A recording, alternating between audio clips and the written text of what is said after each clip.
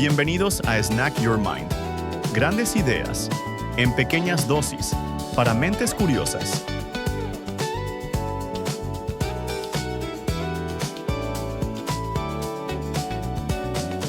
A ver, piensa por un momento en tu mañana. Desde que sonó la alarma, ¿cuántas cosas que hiciste fueron decisiones reales? ¿Y cuántas fueron, puro piloto automático? La mayoría, me atrevería a decir. Totalmente. Y fíjate, hay un estudio de la Universidad de Duke que calculó algo increíble. Ajá. Que más del 40% de nuestras acciones de cada día no son decisiones que tomamos, son hábitos. Es que es una cifra enorme. Casi la mitad de nuestra vida. Exacto. Y si casi la mitad de lo que hacemos es automático, se vuelve, crucial entender cómo funciona esa maquinaria interna, ¿no? Claro. ¿Qué pasa en el cerebro cuando se activa un hábito? Y más importante, la pregunta del millón. ¿Podemos tomar el control y rediseñar esos hábitos? Esa es la clave. Para analizar esto a fondo, nos vamos a apoyar en una fuente increíble que es el libro El poder de los hábitos de Charles Duhigg. Un librazo. ¿Sí? Y vamos a explorar de todo, Desde casos médicos que parecen de película, hasta las estrategias de marketing que nos cambiaron la vida sin darnos cuenta. Y hasta cómo un equipo de la NFL pasó de ser el peor a ganar campeonatos. Es una exploración fascinante a ese código oculto de nuestro comportamiento. Empecemos con un caso que, de verdad, redefine lo que creemos saber sobre la memoria. Hablemos de Eugene Pauly. EP, como lo llaman en los estudios. Exacto. Un hombre que por una encefalitis viral perdió por completo la capacidad de formar recuerdos nuevos. O sea, no podía decirte qué edad tenía o qué había desayunado. Incluso si te acababa de conocer, a los 2 minutos ya no sabía quién eras. Pero aquí viene lo increíble. Su esposa notó algo rarísimo. A pesar de que Eugene no podía ni dibujar un mapa de su propia casa, Ajá. si de repente tenía sed, se levantaba y caminaba directo a la cocina, sin dudar. O salía a dar una vuelta a la manzana y encontraba el camino de regreso. Sí, pero si le preguntabas por la ruta, no tenía ni la más remota idea. A ver, ¿cómo es posible que su cuerpo supiera hacer cosas que su mente no recordaba? Esa paradoja es la puerta de entrada a todo este mundo. La respuesta está en una parte muy primitiva del cerebro, los ganglios basales. Un momento. Ganglios basales.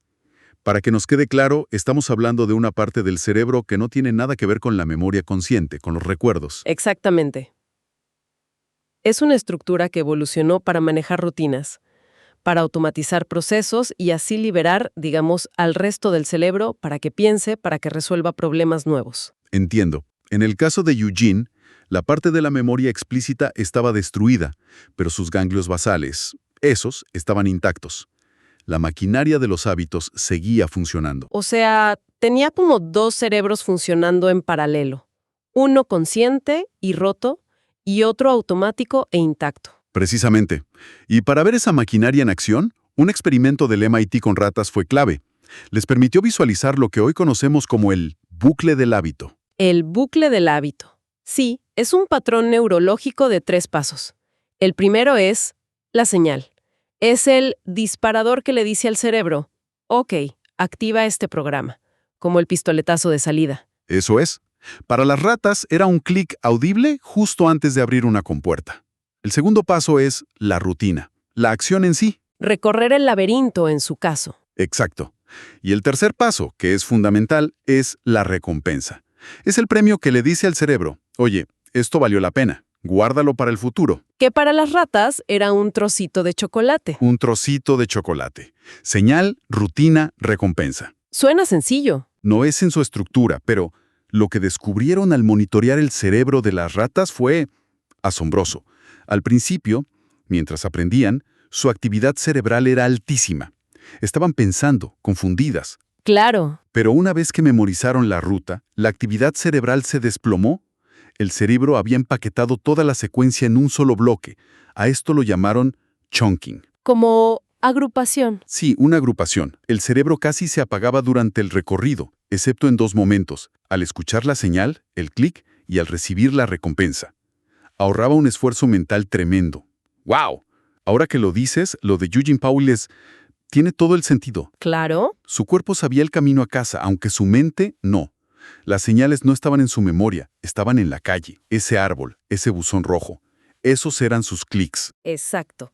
Esos eran sus clics que activaban la rutina caminar a casa. Y la recompensa era la sensación de seguridad al llegar a su sillón.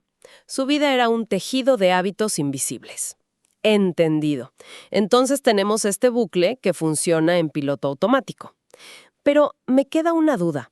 Eso explica cómo mantenemos un hábito, pero ¿cómo se instala en primer lugar?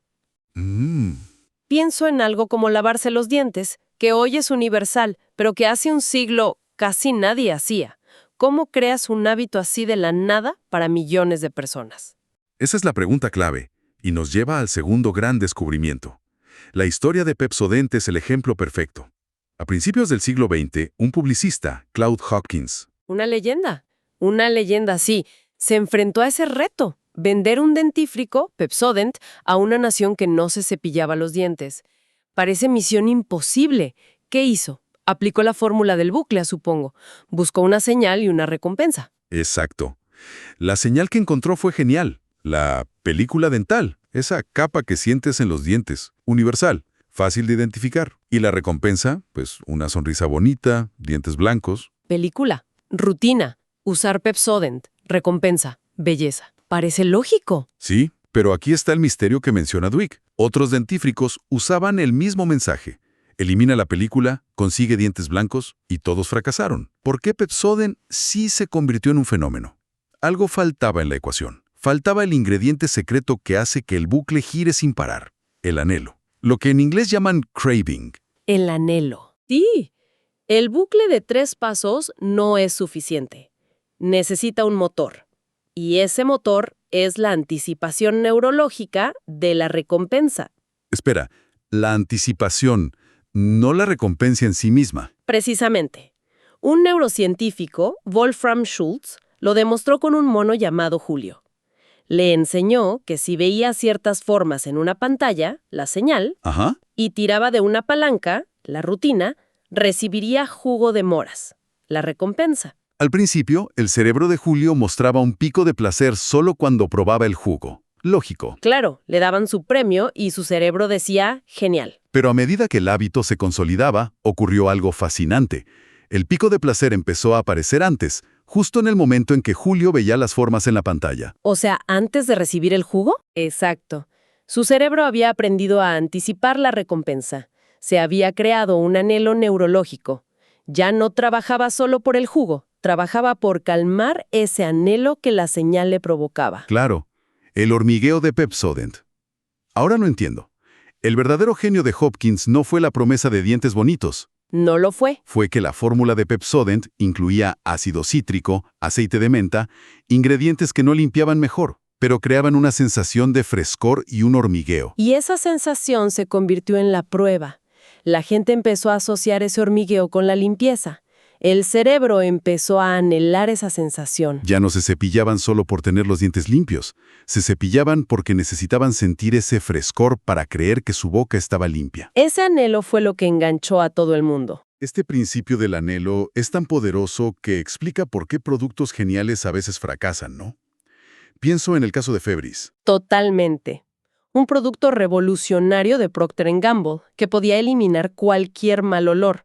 Y al principio fue un fracaso comercial absoluto. ¿Pero por qué? Porque su marketing inicial era lógico, pero fallaba en la señal.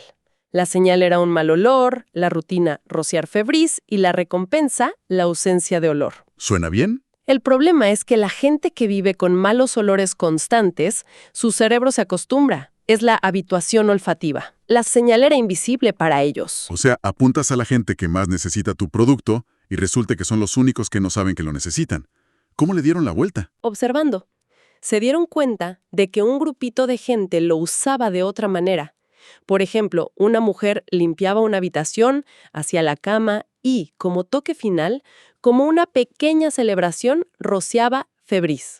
Ah, no lo usaba para eliminar un mal olor. No, lo usaba para añadir un buen olor como culminación de su trabajo. Y ahí estaba la clave. Cambiaron la estrategia. Por completo, radicalmente. La nueva señal ya no era un mal olor, sino terminar una tarea de limpieza. La rutina, rociar el producto. Pero la recompensa se transformó. Era un aroma fresco que significaba misión cumplida. Y la gente empezó a anhelar ese olor como la recompensa satisfactoria a su esfuerzo. Exacto. Febreze no vendía un eliminador de olores, vendía el aroma de la satisfacción. Y pasó de ser un fracaso a un negocio de $1.000 millones. Increíble. Ok, crear hábitos nuevos es una cosa. Pero, ¿qué pasa con los malos hábitos? Los que ya tenemos y queremos eliminar. Morderse las uñas, mirar el teléfono cada 2 minutos. Esos son los difíciles. Las hay. Y para eso nos vamos al campo de juego con la historia de Tony Dungy, el entrenador que tomó a los Tampa Bay Buccaneers. Que eran literalmente el hazme-reír de la NFL. Exacto. Y los convirtió en una máquina de ganar. Y su filosofía era simple. No quería que sus jugadores pensaran, quería que reaccionaran, quería cambiar sus hábitos. Y para eso aplicó lo que el libro llama la regla de oro del cambio de hábitos. Una idea potentísima. Dice que no puedes simplemente extinguir un mal hábito. El bucle está demasiado grabado. Entonces, ¿qué haces? Lo cambias. Y la fórmula es mantén la misma señal y la misma recompensa, pero inserta una nueva rutina. Espera, no lo eliminas, sino que lo secuestras. Usa sus propios componentes para transformarlo. Esa es una gran manera de verlo. Lo secuestras. Piensa en el equipo de Dungy. La señal para un jugador de defensa es la formación del equipo contrario. Eso no lo puedes cambiar. Claro. Y la recompensa que todos anhelan es la victoria. El anhelo por ganar. Eso tampoco lo puedes cambiar. Entonces solo le quedaba la rutina. Solo la rutina. En lugar de que decidieran entre docenas de jugadas, Dungy les enseñó un puñado de reacciones simples y las practicaron miles de veces, hasta que se volvieron automáticas. Y claro, mientras el otro equipo todavía está procesando y decidiendo, tus jugadores ya están reaccionando. Un hábito contra una decisión. El hábito siempre gana en velocidad. Siempre.